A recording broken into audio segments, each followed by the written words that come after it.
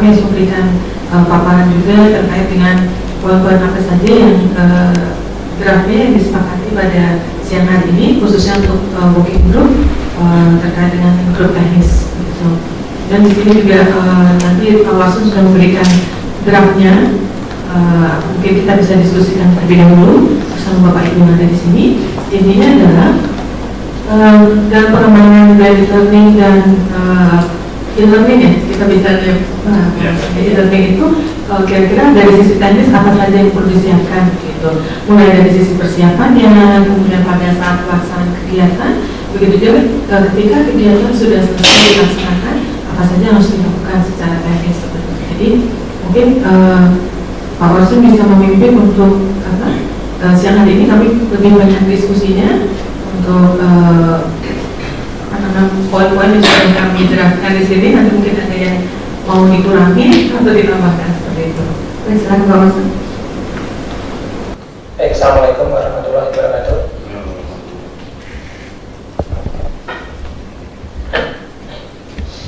Terima kasih atas kehadiran Bapak-Bapak dan Ibu-Ibu sekalian pada diskusi working group dalam rangka seminar MOOC atau Massive Open Online Course Blended Learning dan Knowledge Management.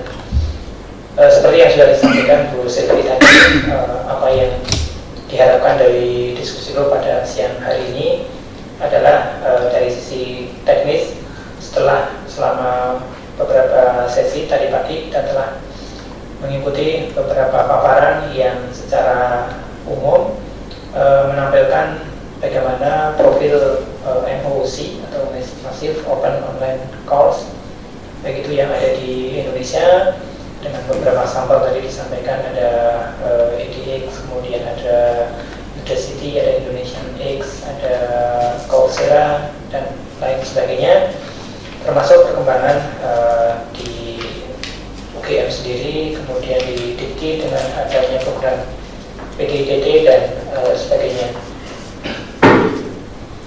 Jadi kalau saya simpulkan dari materi yang tadi pagi disampaikan, ini arahnya adalah untuk merumuskan konsep bagaimana UGM dalam menghadapi atau mengembangkan MOOC setelah melihat, mengamati dan juga mengikuti beberapa perkembangan yang ada di dunia tadi.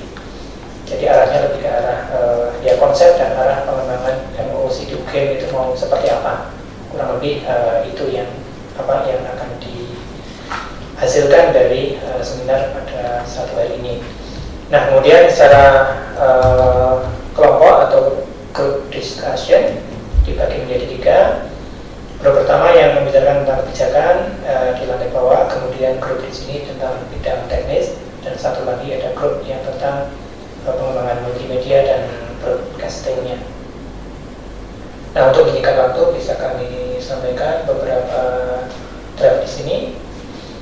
Nah, secara singkat saja penahapan dari diskusi teknis kita saya kategorikan atau kita kategorikan menjadi 3 bagian besar.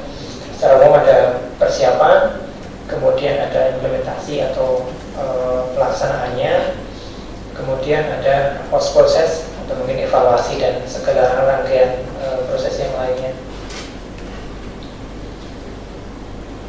Nah, model ini penyelenggaraan e-learning yang ada di UGM selama ini mungkin lebih ke arah yang poin pertama itu yang ada blended learning, dalam arti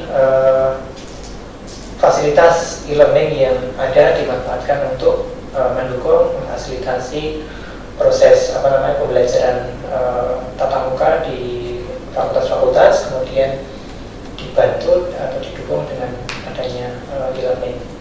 Nah, kemudian inisiasi yang baru saya kira lebih diarahkan ke MOOC-nya, termasuk misalnya kemarin atau beberapa waktu yang lalu yang terlibat ini dalam kuliah daring tadi juga bisa dipresentasikan bagaimana proses pembelajaran yang awalnya tatap muka di kelas, kemudian ada blended learning, juga dimungkinkan adanya MOOC, Massive Open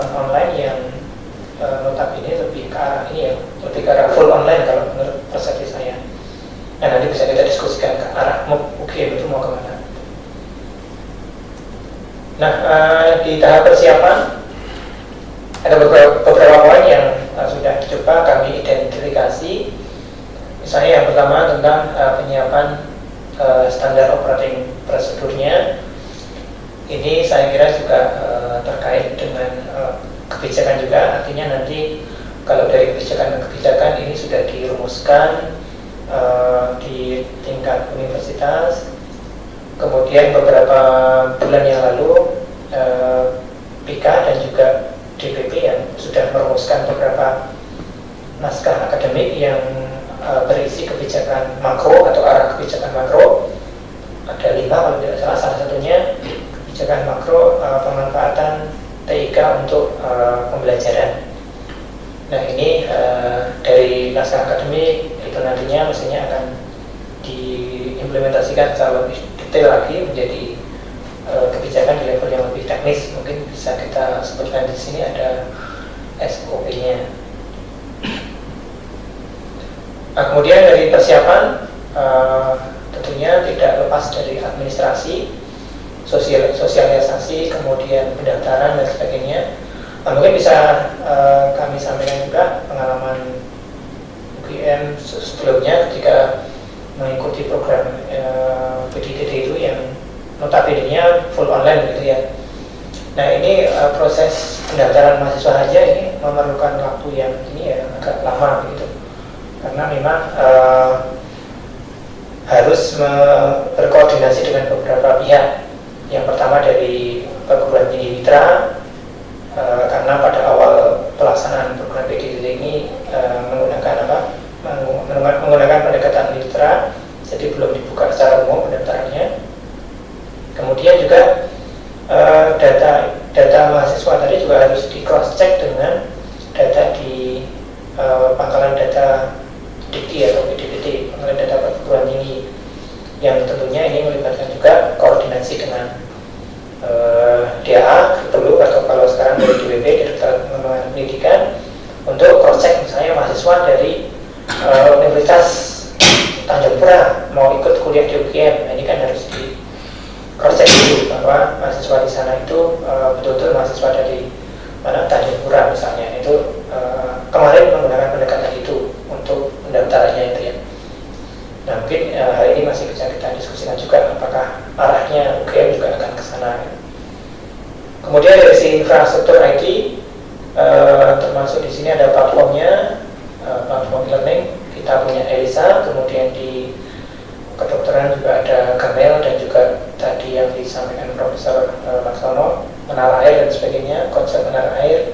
Kemudian tadi Profesor Irwan juga dari Sipol ada fokus, e-learning fokus, dan di tempat lain juga ada beberapa e-learning yang lainnya. Kemudian bandwidth, kemudian tools dan sebagainya, ini semuanya termasuk dalam infrastruktur IT. Kemudian ada konten e-learning, ini dari sisi modul pembelajarannya atau mata kuliahnya. Mungkin secara singkat kita harus ini ya, nanti kalau sudah sampai dalam tataran implementasi, bayangan saya kita punya semacam checklist begitu. Misalnya suatu konten mata kuliah atau suatu knowledge yang akan di-sharingkan secara online, ini harus pasti punya persyaratan. Misalnya harus ada learning outcome-nya apa, tujuan pembelajarannya apa, kemudian peta kompetensinya apa, kompetensi yang akan dicapai apa, kemudian asesmennya itu harus bagaimana, dan seterusnya. Kemudian review kesiapan konten, ini juga sama juga tadi yang dipaparkan Pak Irwan dari Sipol. Suatu mata kuliah itu kalau ingin ditawarkan dalam kuliah daring, dalam jaringan atau kuliah online, itu tidak bisa seperti pendekatan tatap muka. Artinya materi itu akan disiapkan 1 minggu sebelumnya, tapi harus seluruh konten. Misalnya mata kuliah ada 12 pokok bahasan. Nah 12 pokok bahasannya itu harus sudah siap semua sebelum kita menawarkan suatu mata kuliah atau suatu knowledge yang akan di-sharing tadi misalnya ya. Nah, ini tentunya juga harus ada kaitannya dengan di sana ada itu quality assurance. Salah satu aspek quality assurance terkait dengan kontennya.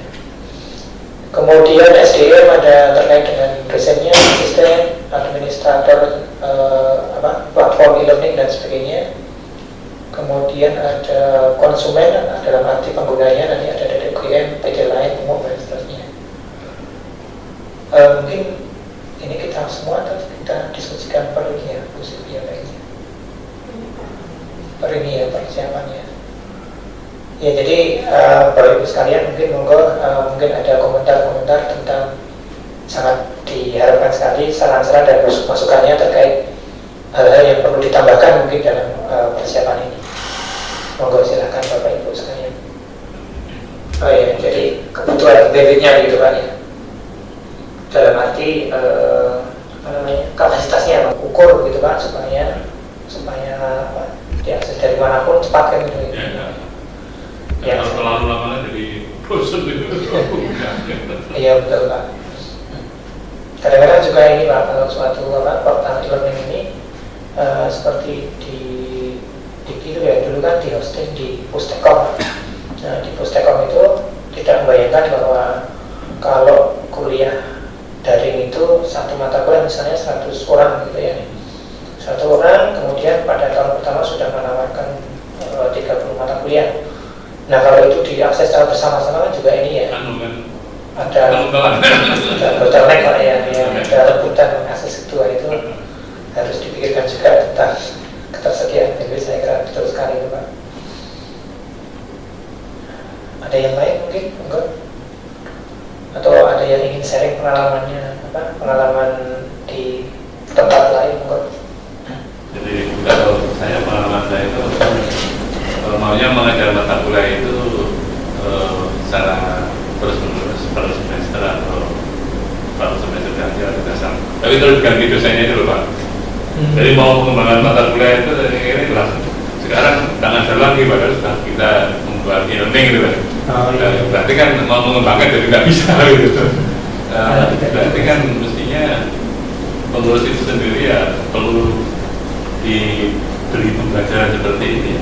Kalau dari itu pembelajaran kan saat belum di ngatur jadwal sehingga akhirnya betul tapi saya tidak diajari ini, tidak di mata kuliah ini sehingga tidak bisa membahas minat. Kita membuat materi pembelajaran kan sudah mungkin sekali jadi bagus gitu. Kalau pas semester diperbaiki akhirnya terus sudah bagus dan bisa online kan. Kalau belum bagus ya mungkin nanti itu sendiri pokoknya ini mata kuliah kan membangkan gitu kan ya.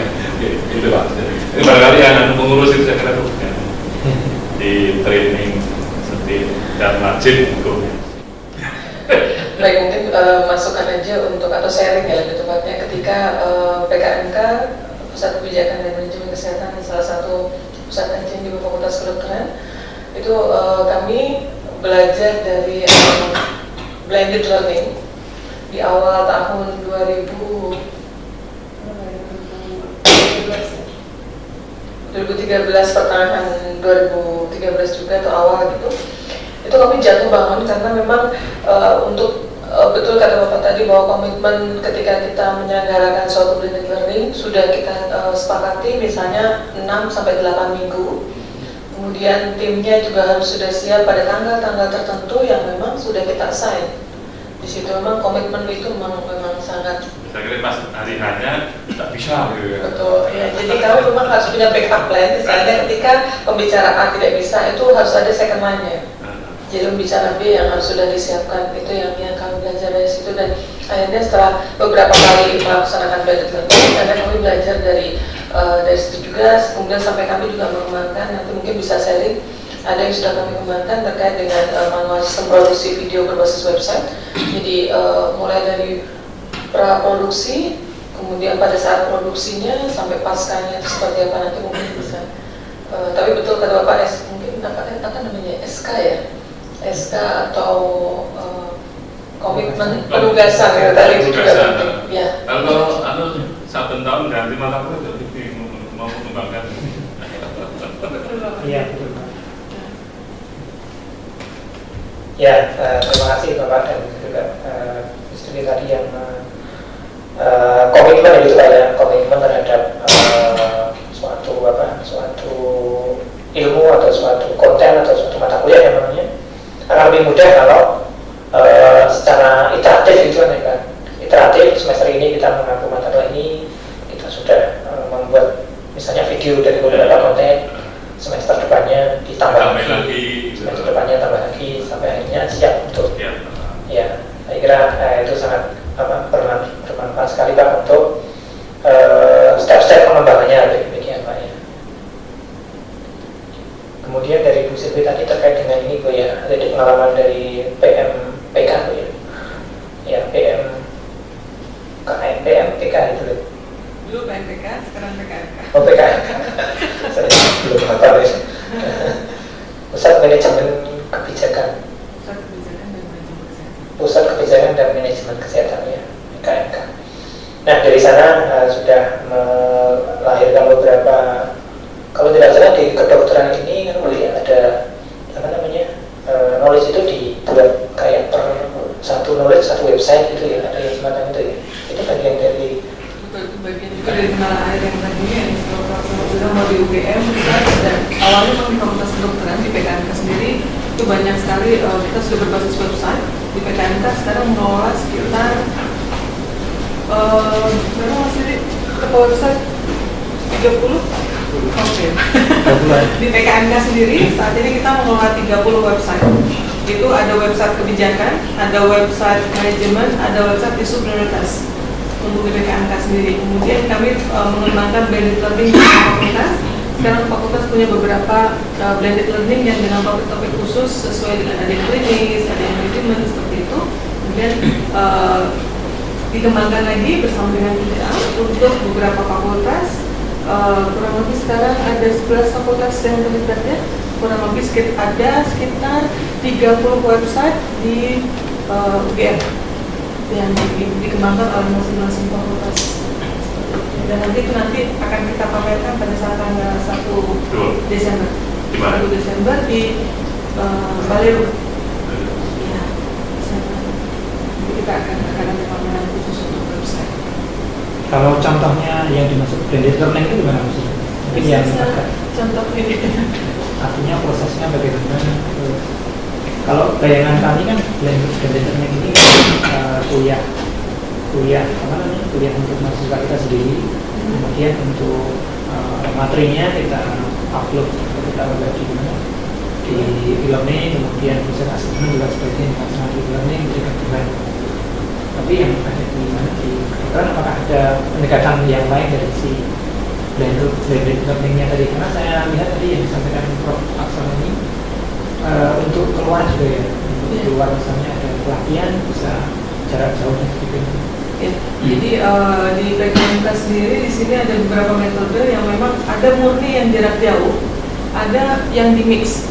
Artinya beberapa misalnya ada 6 minggu, 4 minggu pertama ada atau 5 minggu untuk jarak jauhnya, terus kemudian minggu terakhir adalah untuk tatap mukanya, itu bisa di-mix seperti itu. Tapi biasanya adalah biaya dalam range blended learning itu adalah khusus untuk yang online jarak jauh saja.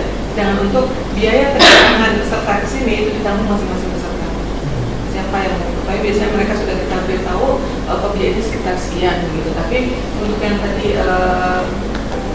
ini mana? Oh ya, ini kita dengan fraud ada blended learning untuk anti fraud dengan beberapa kerjasama dengan BPJS yang nggak salah di sini diselenggarakan. Ini adalah tim dari PKMK. Kemudian kita juga bikin ada banyak sekali modul sampai 6. Kemudian ada video yang harus dibikin untuk mengantar. Kemudian ada materi betul nanti Bapak ketika mereka diskusi ada materi-materi pembelajaran yang harus di upload. Metodenya seperti ini. Jadi tetap kita kalau PKMK sih kebanyakan mix untuk blended learning-nya. Ini ada tatap muka, ada remote. Iya, betul. Dan ini kita juga sedang ada untuk course nanti menjelang Disnatalis yang di FK, ada social determinant of health untuk Asia. Jadi ada beberapa negara yang di Asia, kalau nggak salah ada 5 yang ngikutin sekarang untuk nantinya pada saat bulan Maret akan hadir di UGM untuk mengikuti tatap mukanya. Tapi sekarang per 2 minggu proses untuk blended learning yang belajar jarak jauh. nanti bisa untuk mahasiswa misalnya semester ini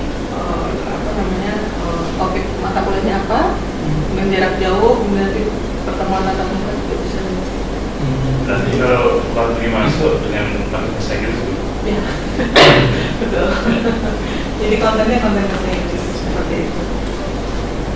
Memang kesulitannya ketika kita berhadapan dengan kamera ya, ibaratnya kan kalau misalnya biasa tatap muka dengan interaktif dengan mahasiswa, dengan dosen itu kan sangat menyenangkan. Tapi ketika kita hanya melihat kamera, tidak terbiasa kan melihat kayak benda mati, kita harus bicara. Ini kelihatannya memang kesulitan awalnya seperti untuk berinteraksi dengan virtual yang peserta kan kebanyakan pertanyaannya itu kadang bisa ketika internetnya bandwidthnya bagus bisa langsung tatap muka, tapi ketika dia nggak bisa dia hanya bisa chatting. Hanya bisa chatting itu beberapa kendala yang memang kami hadapi. Jadi ketika memang ada seminar, ada workshop memang mengharuskan kita online dengan atau webinar dengan peserta lain di luar, kita punya beberapa jaringan universitas. Itu memang bandwidthnya biasanya kita minta khusus loh Pak. Di Fakultas Kedokteran kita menyerahkan request untuk dibukakan sekian Mbps biasa. Jadi video conference itu? Iya, bentuknya video conference. Menggunakan webinar, jadi tidak terlalu kalau untuk dengan webinar, tapi kalau yang pakai point to point video conference itu besar sekali. Bukan biaya bandwidth. Jadi kalau webinar relatif kecil. Pengalaman juga Bu Siti ini terkait dengan kayak video conference tadi ya. Itu kadang-kadang peserta ya, termasuk misalnya dari UGM kita broadcast ke universitas lain gitu ya. Dan mereka mahasiswa sendiri. Kadang-kadang mereka itu belum memahami tiketnya ya. Jadi kadang-kadang kalau harapannya kan nanti ya suara yang keluar dari komputer mereka itu tidak feedback masuk ke mikrofon kemudian di broadcast lagi kemana-mana. Jadi kadang-kadang banyak yang tidak aware seperti itu. Jika misalnya ada pembicara di sini gitu ya, kemudian di remote areanya mereka tidak menggunakan headset atau headphone, sehingga pakai speaker biasa, nah itu feedback masuk ke mikrofon lagi sehingga jadi kayak ngobrol. Istilahnya feedback itu jelas mengganggu ini, mengganggu proses komunikasi ini juga. Mungkin salah satu item di sini ada yang terkait itu ya, kayak tiket itu gimana ya? Sebenarnya ada bisa masuk di SOP. Ya, jadi ketika kita mau mengikuti suatu acara, minimal kalau misalnya individu harus ada minimal requirement-nya bahwa dia menggunakan laptop, menggunakan headset, minimal internetnya adalah 512 kbps seperti itu. Jadi untuk individual dan untuk di studio yang misalnya untuk kapasitas 10 sampai 15 orang itu berbeda lagi requirement-nya. Jadi sebenarnya untuk di PKMK ini sudah ada untuk SOP-nya bagaimana menyelenggarakan webinar yang jadi nanti mungkin saya bisa share untuk kalau misalnya diperlukan untuk yang di UGM ya nanti saya bisa share untuk SOP-nya. Jadi betul. Jadi biasanya kami satu hari itu SOP di dalam SOP 1 hari sebelum kegiatan kalau ada yang mau ngikutin webinar kita harus trial dulu. Latihan. Ya, jadi latihan dengan toolnya. Betul. Jadi misalnya kan tidak semua peserta sudah terbiasa dengan menggunakan fasilitas webinar gitu ya. Betul. Saya awalnya juga gaptek Bapak, jadi ketika saya belajar kemudian ternyata seperti ini, karena webinar itu kan harus sign in dengan username masing-masing gitu, jadi bisa join, kemudian nanti harus dites. Dan betul kata Pak Wasim tadi bahwa ketika tidak digunakan minimal requirement-nya memang feedback-nya itu akan sangat kentara, mengganggu sekali. Kemudian kalaupun memang ada hal yang kurang itu kita bisa bantu di sana ada apa peralatannya gitu. Jadi nanti akan dipandu oleh tim-tim untuk yang tim teknis yang IT biasanya. Mungkin dimasuk ke SOP.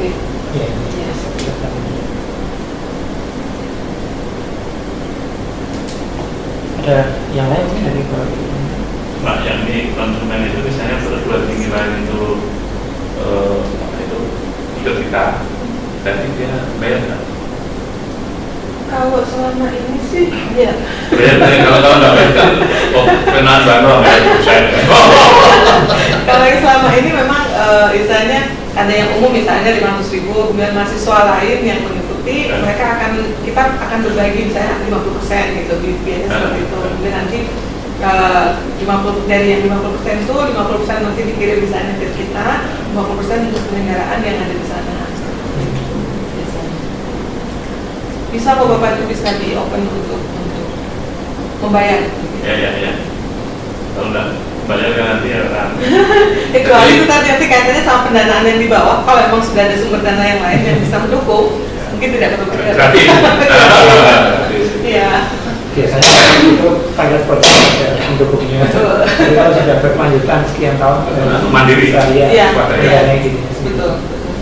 Dan juga kalau orang misalnya ikut training kok bayar itu jadi malah lebih serius. Artinya bayar untuk hidup itu. Iya. Itu memang yang kita pelajari. Jadi ternyata ketika gratis itu kayaknya passion untuk ngikutinnya tuh nggak ada. Aku mutu. Jadi aras-arasan ya Pak ya.